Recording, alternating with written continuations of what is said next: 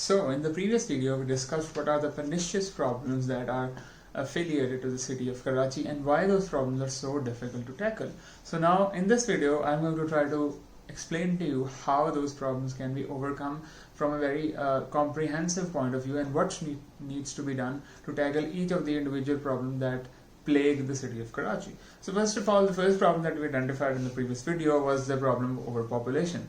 Now you must understand that the problem of overpopulation is a very difficult problem, and there's nothing much that we can do about it besides ensuring that perhaps through a lot of efforts that the population of Karachi does not increase further. We can't reduce the population that is already there, but we can perhaps decrease the growth of that population, and there are a number of ways to do that. Well, first of all, obviously we need a lot of family planning institutions and clinics and women family planning agents who can go into different towns and into different slums and squatter settlements and posh areas to educate women and educate people in order to ensure that they keep the number of their children to a reasonable level. And we also need contraceptive education, and this is a very particularly difficult problem because contraceptive education involves talking about issues that are considered too immoral to be talked about in public by majority of Pakistanis, and it's somehow considered irreligious to talk about things that directly affect us, our country, our population, our children.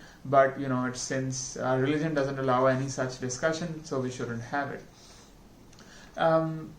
In the 1960s, the Ayub regime did try to initiate a sort of family planning and population control program, and it had considerable success, but no one after him basically even tried to talk about or tackle the problem of increasing population bomb in Pakistan, which is becoming an existential threat in itself to Pakistan because there's a youth bulge in Pakistan. More than 60% of Pakistan's population is below the age of 30, and they require education, they require nutrition, they require employment, and if they do not get any of that, the chances of them being radicalized by some radical right-wing group are very high, and that could ultimately lead to a lot of insecurity and terrorism and militancy in Pakistan, which is something that we all want to avoid, which is why keep the number of your children to a limited number.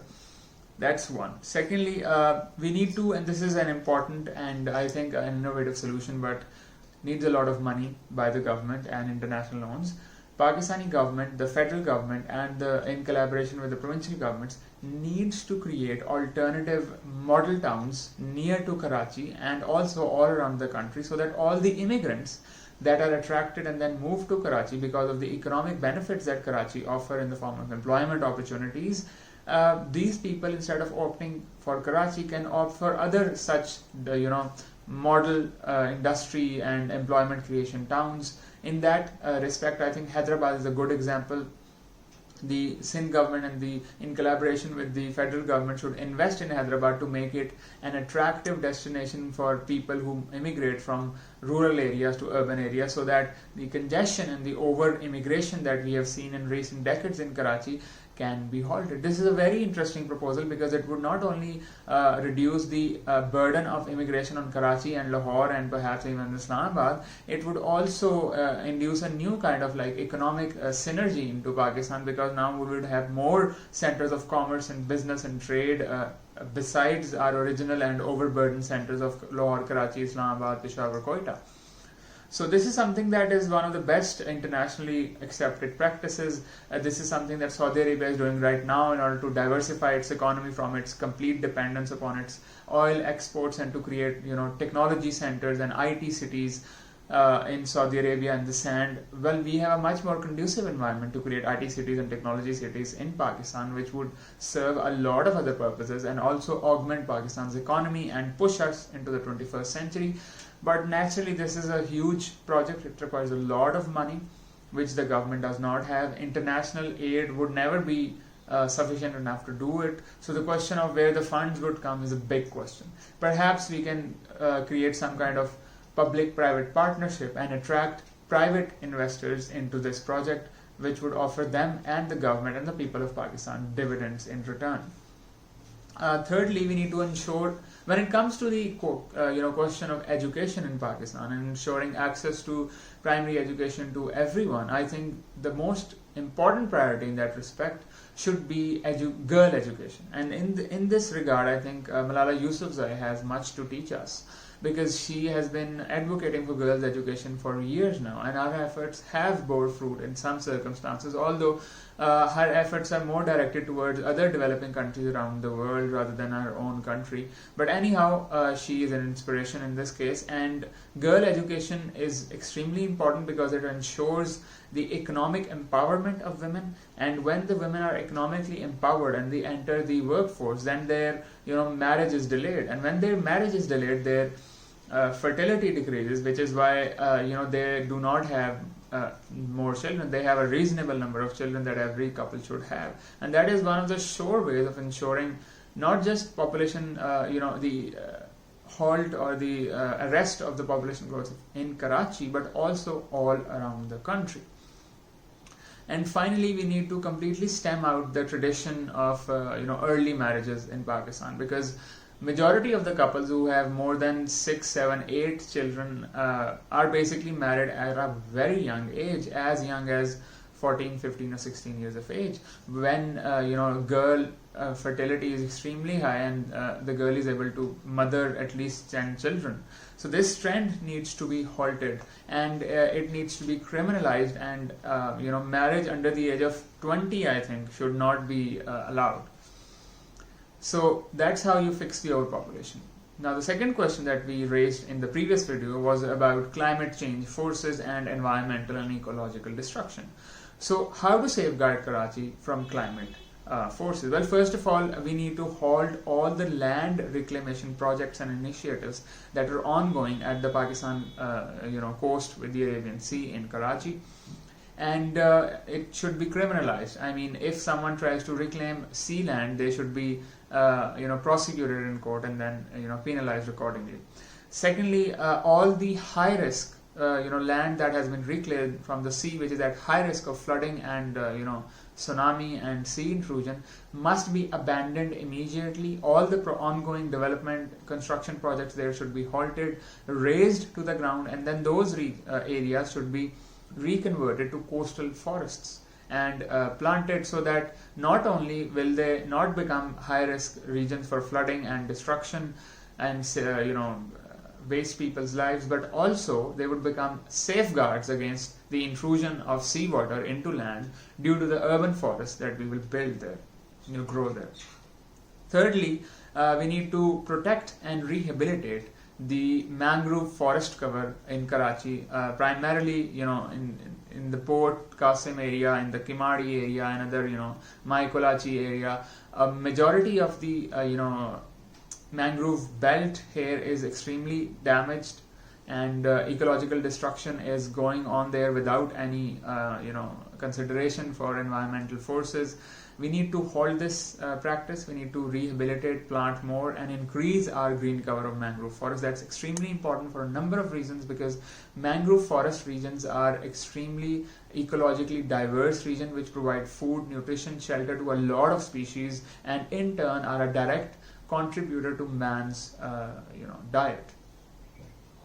And obviously this also includes the massive plantation of indigenous trees all around Karachi, creating many urban forests like the projects that have been initiated in Khyber Pakhtunkhwa and Lahore. That would bring a lot of respite to the citizens of Karachi. It would not only beautify Karachi, it would reduce air pollution, it would reduce noise pollution, it would reduce the urban heat island effect where heat accumulates along pavements, and it would generally improve the quality of life of the Karachiites. So there are significant number and concentration of urban forest all around Karachi on state land, for example. Since land is a big problem in Karachi, acquiring land for urban forestry is going to be an uphill task, but the government land in that respect can be used, and all unused and obsolete government buildings and government installments all over Karachi which are no longer used and just vacant and lying there should be razed to the ground, and urban forests should be developed in their place. So that's how you fix and help Karachi fight the climate forces. How do you fix Karachi's infrastructure is the next question that we raised in the previous video. So first of all, when it comes to the monsoon rain disasters that happen every year, there are a number of things that need to be done. Well, first of all the encroachments upon the storm water drains that are especially at their mouth where they enter the sea and feed the storm water into the sea need to be removed. When it comes to encroachments and storm water drains, everyone focuses on the poor Kachi Abadi residents who have encroached some part of the stormwater drains, and they are held primarily responsible for the disaster of urban flooding whenever it rains. But the fact of the matter is that their contribution to the blocking of the stormwater drains is minimal. The real culprits in this regard is DHA in Clifton, which have completely or nearly completely blocked the mouths of the exit of these stormwater drains, which is why water accumulates. So all of those encroachments by DHA, Clifton, and all other posh housing societies need to be immediately removed with an iron fist, so that water does not start accumulating. Secondly, the stormwater drains need to be secured. Their banks should be there should be embankment along their routes, and they should be cemented to ensure that there is minimum seepage of water, minimum outflowing of water, and the banks of the stormwater drains are not eroded every year, and they don't need to be built every. This is a very important point. And thirdly, and more importantly, I think one of the best ways to deal with Karachi's rain problem is to employ the time-tested and international best practice of rainwater harvestation. So rainwater harvestation is a process in which you try to harvest as much water of the rain that comes onto the earth as you can, so that you can use it for the rest of the year. That water can also be converted into potable drinking water with little filtration process and little changing, and that would also to some extent solve the problem of drinking water in Karachi, which has been completely monopolized by a tanker mafia that is completely unsustainable in the long run and ecologically destructive and exploitative of the people of Karachi. The situation of water in Karachi is absolutely terrible, not just rainwater but also drinking water. I believe that among the fundamental rights that the Constitution of Pakistan grants, the fundamental right to potable drinking water and nutritious food should also be added into the Constitution. That would make the Constitution more humane and therefore more conducive to the needs of the people, because right now the availability of drinking water, potable clean drinking water and nutritious food is only available to 1/3 of the population. The other 2/3 is deprived of these critical requirements for basically spending a dignified life. So how to deal with the problem of transportation and infrastructure in Karachi?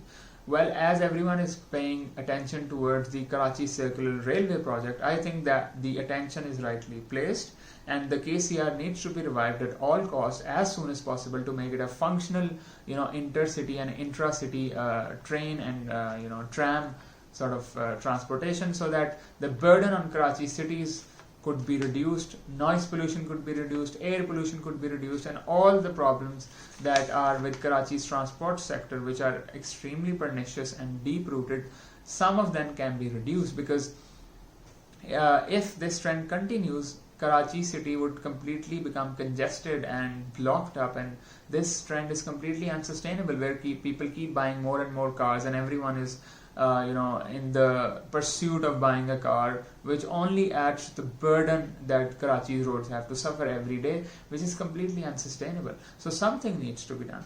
Besides the KCR, I think that Karachi's roads and infrastructure should also be made on a very important priority, more pedestrian friendly and more cyclist friendly. And the trend of pedestrianism and cycle riding should be promoted and increased and influenced in the city, so that more people opt to walk and bicycle their way to work or school or wherever, rather than drive a car. That would only be possible when cities, the city's roads are more safe and conducive for pedestrian and cycling.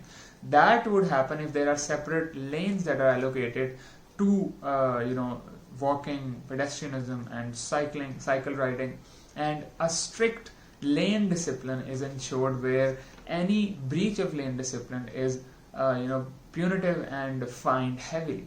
This is the best international practice that we've seen in developed countries, and although it is very hard to implement in Karachi, but this is a kind of ideal that we should strive to. So, and lastly, I think that the possibility of a Lahore-style rapid bus, service like the one we have in, along the Firozpur Road should be considered in the case of Karachi as well. Perhaps a longer or a multi-route bus service should also be considered, because in the case of Lahore, the bus service has proved to be much beneficial. It has substantially reduced the burden on the roads and improved the traffic situation in Lahore. Perhaps that can be considered in Karachi as well. Third problem, how to fix the solid waste management issue. The piles and piles of solid waste lying everywhere around Karachi, the roads, the plots, everywhere. It's a terrible situation. So first of all, I think just like in Punjab and in Lahore, all single-use plastics need to be banned completely by the government through legislative work. And these include, for example, plastic bags. They need to be completely banned. Their production should be completely banned, and the use of all plastic goods and things that lead to solid waste should be regulated heavily by the government. Now, this is once again a difficult and uphill task, but it will take time, and with patience and with a dedicated effort, the amount of waste generated in Karachi every year can be substantially reduced. So one way of doing that, like I have told you, is banning single waste plastics. Another important and effective way is to introduce and incentivize the concept of composting all the organic household waste, and then using that compost, which acts as a very potent fertilizer, to grow vegetables and crops and small fruit trees in the house. So kitchen farming and the practice of kitchen farming and composting of household organic waste needs to be promoted and incentivized by the government, so that more and more people in their houses can grow things that they then consume. This would also, to a large extent, I believe, address the problem of food insecurity in Karachi and generally perhaps even Sindh. So this is a practice that we've seen in Japan, where their housing bylaws ensure that every new house, when constructed, should have at least 20% land allocated to greenery, to trees, and 15% land allocated to kitchen farming. Every new house, that is their housing bylaws. What a wonderful system. That is the kind of system that we need in the case of Karachi as well. Once again, very difficult to implement, but the kind of ideal that we should be striving towards. Fourthly, I think we need to legislate the separation of waste at source, which means that wherever waste is generated, through legislation, it should be made a law that waste is separated into different types at the very source of the waste, which includes industries, houses, offices, businesses. They should put the waste of different kinds into different containers, and any mixing of waste of different types should be penalized. This is also one of the internationally recognized best practices employed in countries, in developed countries and clean countries around the world, unlike Pakistan. Once again, a very difficult thing, but cultural change is required, which would take a longer time, but still is something to be aspired towards. Finally, how to bring good governance in Karachi, because I believe that the first three problems and their solution that I've just talked to you about simply cannot be ensured without good governance. As long as there is no good administration and swift delivery of civic services to the citizens of Karachi, all of the above mentioned reforms will simply go to waste, and they would be completely ignored or frustrated in the process, and a lot of public money would be wasted as well. So I believe the emphasis above everything else should be placed on bringing good governance and service delivery in Karachi. And the first pillar of good governance and service delivery is effective and autonomous local government system. So the 2013 Sindh Local Government Act is an obsolete and a non-democratic piece of legislation, and it should be done away with in favor of a new Local Government Act that provides a lot more financial and operational autonomy to the local government, so that they can uphold and deliver all of the essential civic services that I have talked about, previously.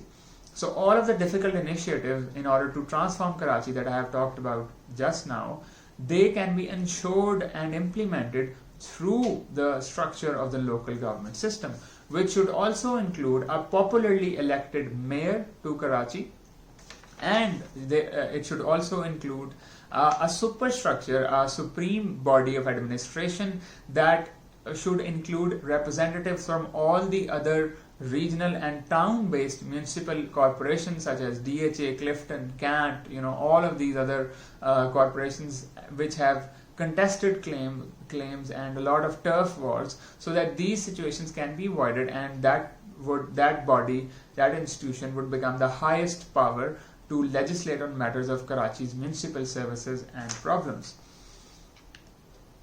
And finally, I think it is important to realize that all of these problems and their solutions simply cannot be realized without political consensus between the different political parties of Pakistan, and a very important spirit of cooperation in order to ameliorate the problems of Karachi above all political differences. Thank you very much for your patience. Keep tuned in.